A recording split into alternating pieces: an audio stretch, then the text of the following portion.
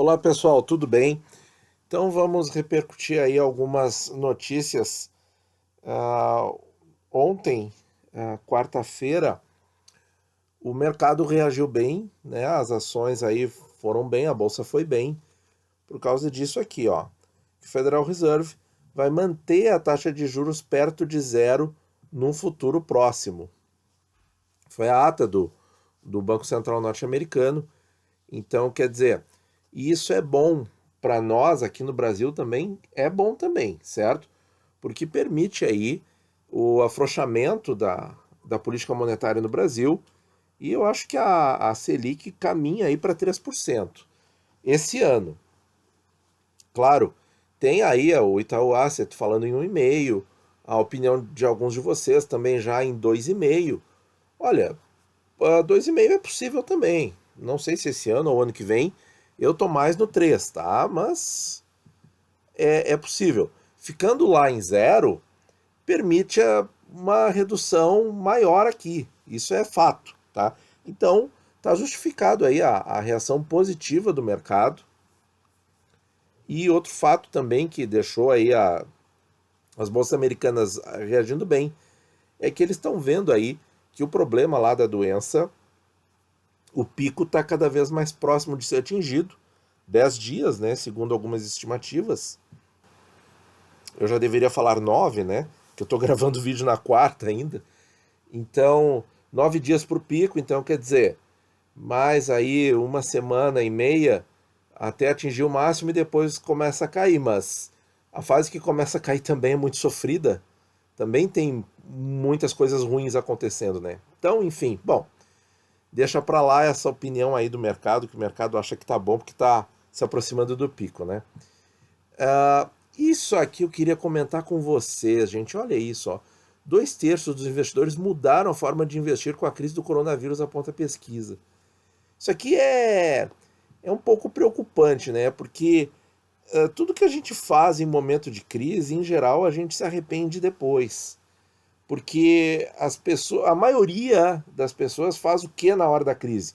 Vende os ativos, realiza prejuízo em qualquer tipo de ativo. Título público, fundo, ação, fundo imobiliário, fundo de investimento comum, fundo imobiliário, enfim. Mas aqui a matéria eles dão a ênfase mais no pessoal que entrou na bolsa. Aí até que tá ok, né? Porque entrou com a bolsa mais barata, certo?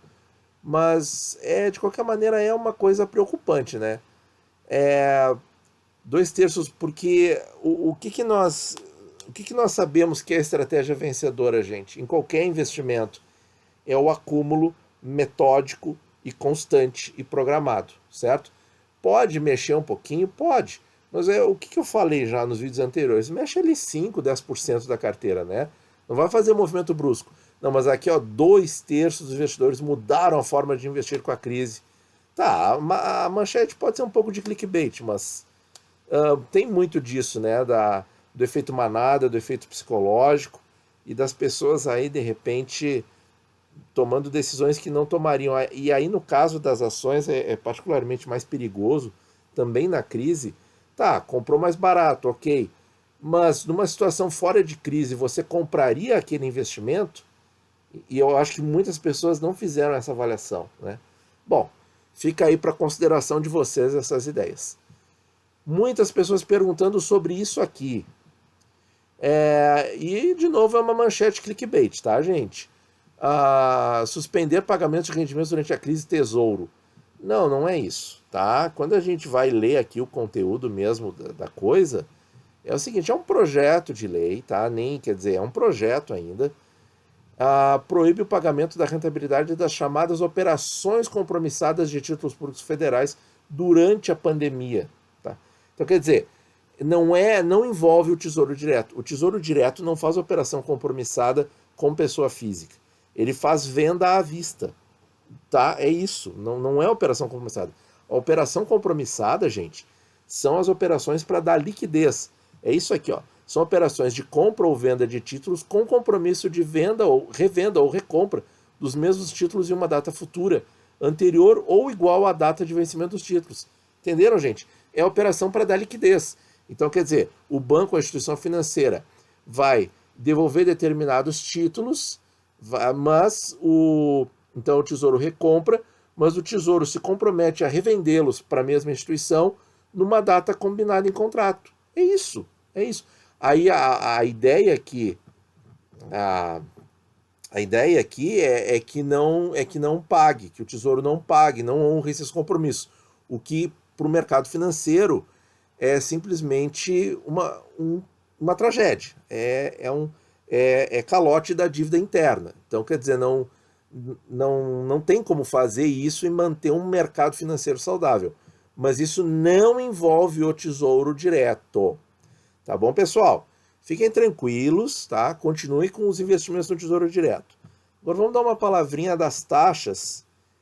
E aqui eu quero chamar a atenção de vocês. Isso aqui são as taxas de fechamento da quarta-feira, mas elas estão se mantendo aí mais ou menos estáveis, né? Nesse momento da crise parece que houve um certo equilíbrio aí próximo dos 5%, mas sem ultrapassar os 5%, né? Então, o que me chama a atenção nesse fechamento aqui da quarta-feira, vamos ver como é que vai abrir hoje, é o seguinte, de novo, gente, a diferença de preço entre o IPCA 55 e o IPCA 2030 com juros, vocês sabem que eu estou muito fã desses papéis agora na hora da crise, porque são papéis que vão te pagar fluxo de caixa. Vamos botar aqui no meio para a gente conseguir enxergar. Vamos ver se eu consigo reduzir a calculadora para a gente conseguir enxergar o prazo e o preço. Então, olha aqui, ó, 4.086,80 menos 3.874,21. R$ 212,59.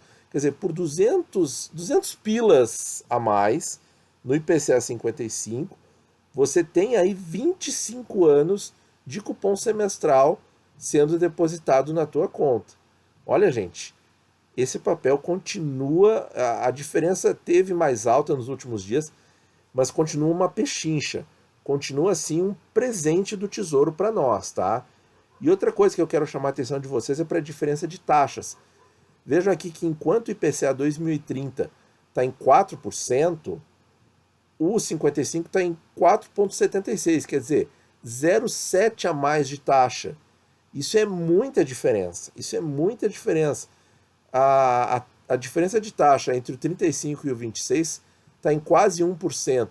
Então, quer dizer, o prêmio pelo risco no longo prazo está muito, muito interessante agora, certo?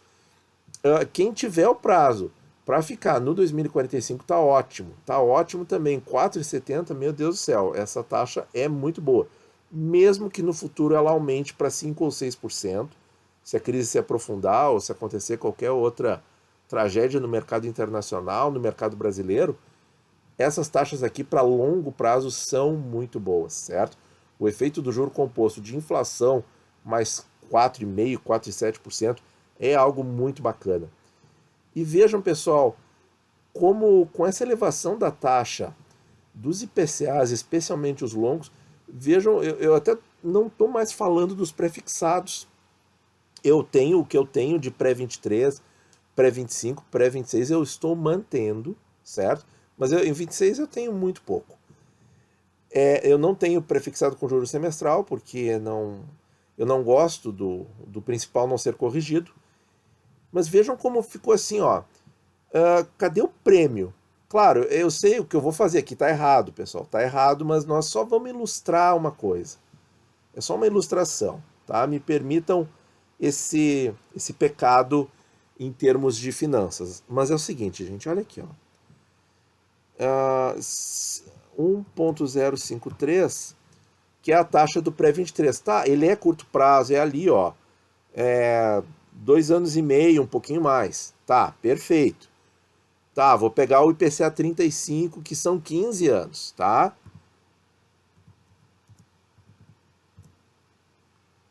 Menos 1 vezes 100.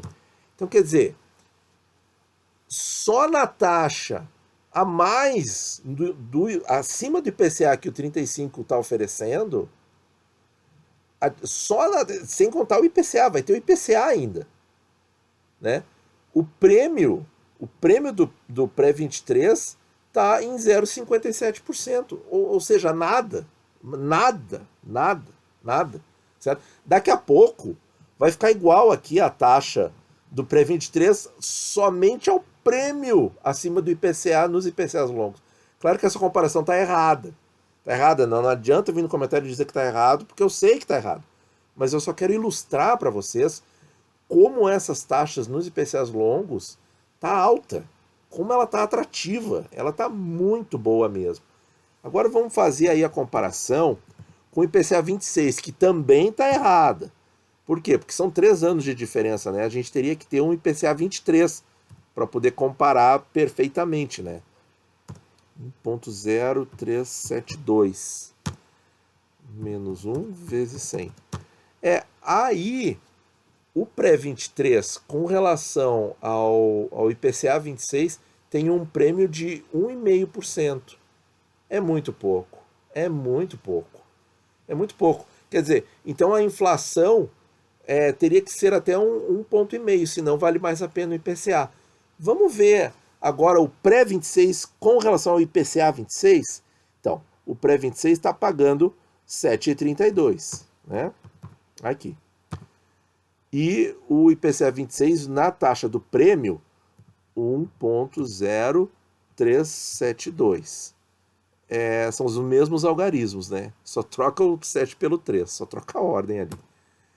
Menos 1 vezes 100. Olha aqui, pessoal. 3,47. 3,47% é o prêmio no pré-26. Então, com relação ao IPCA 26. Então, gente, claro que o Boletim Focus agora está prevendo inflação aí próxima de 2,5%. Então, para expectativas de mercado, está correto isso aqui. O pré-fixado está, em tese, em teoria, mais interessante que o IPCA para o mesmo prazo. Mas eu sou pessoa física, certo? Eu não sou tesouraria de banco. Então, esse gato escaldado tem muito medo de água fria. Então, o que eu quero dizer com isso? Eu quero dizer que nós não sabemos como será o comportamento do mercado, da economia e da inflação no pós-crise, tá? Isso ninguém sabe dizer. Quem gravar vídeo dizendo que sabe vai estar chutando, certo? Então, gente, como a gente não sabe a inflação, eu acho que 3,5% de prêmio no pré-26 não justifica. Não está valendo a pena essa taxa aqui, na minha opinião, tá? Mercadologicamente, entre aspas, estaria valendo a pena, porque está 1% acima da inflação projetada do Focus. Mas eu não acredito naquele número, porque eu não sei como a inflação vai se comportar no pós-crise, certo? E essa é a grande verdade. O que a gente tem, pessoal? A gente tem aí um déficit primário brutal, já tem um vídeo a respeito sobre isso, 500 bilhões de reais, falados pelo próprio secretário do Tesouro, que é o Mansueto. Então, quer dizer, brutal, que vai vir rápido em um ano. E essa é a grande pergunta. Como é que fica a inflação? Depois da crise, vai ter uma demanda. Me perguntaram assim na sessão de comentário, por que vai ser 4%? Eu acho que a pergunta tem que ser o seguinte, por que vai ser só 4%? Pode ser, né? Porque o que a gente tem? A gente tem uma demanda represada e a gente tem esse déficit primário que a gente não sabe como é que vai ser resolvido, certo? Quer dizer, a gente sabe que vai ir para a dívida pública, mas como é que vai ser a reação do mercado, como é que vai ser o comportamento da moeda real, como é que vai ser a questão com o dólar, a Selic vai continuar caindo. Então, quer dizer, tem muita variável aí que dá um cenário, na minha opinião, de uma inflação no mínimo incerta. Tá? O 4% pode ser interpretado lá na pergunta do ouvinte até como mais do que 4%. Né? Porque tem fatores para pressionar a inflação, não tem dúvida nenhuma. Vocês se lembram das atas, né? Quando eu comento as atas ali, os comunicados do Banco Central, principalmente nos dias de Copom, pois eles falam ali que os fatores que elevam os prêmios de juros do risco do mercado, né, podem aumentar por aumento da expectativa da inflação. Só que isso não está aparecendo no Boletim Focus, né? É como eu falei também num vídeo dos tubarões, né? Que vocês devem se lembrar. Eles colocam lá no Boletim Focus que a Selic vai ser 3,25 no fim desse ano, mas as compras de títulos públicos prefixados estão prefixando, né? Estão apostando na Selic de 3%.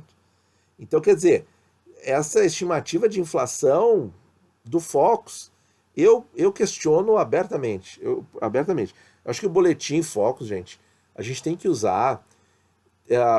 O Banco Central usa ele como justificativa, na ata, inclusive, mas a gente tem que usar assim, ó, sempre com um senso crítico. Alguns dados dá para aproveitar, outros não. Outros a gente tem que botar sob suspeita, tá? Então, por isso que prefixado nessa hora de crise, eu acho que não está interessante, porque eu não vejo como a inflação ser tão baixa assim, como o Focus está falando. Tomara que eu esteja redondamente errado. Veremos, tá? Mas mesmo que eu esteja totalmente errado, olha, ó, vamos somar aqui os 2,5 que o Focus quer para o IPCA 26. Mesmo assim, ele está rendendo 6,3 ao ano, se a inflação for 2,5, tá? Mesmo assim, está uma rentabilidade excelente. Tá, pessoal? Muito obrigado por ouvir e bons investimentos a todos.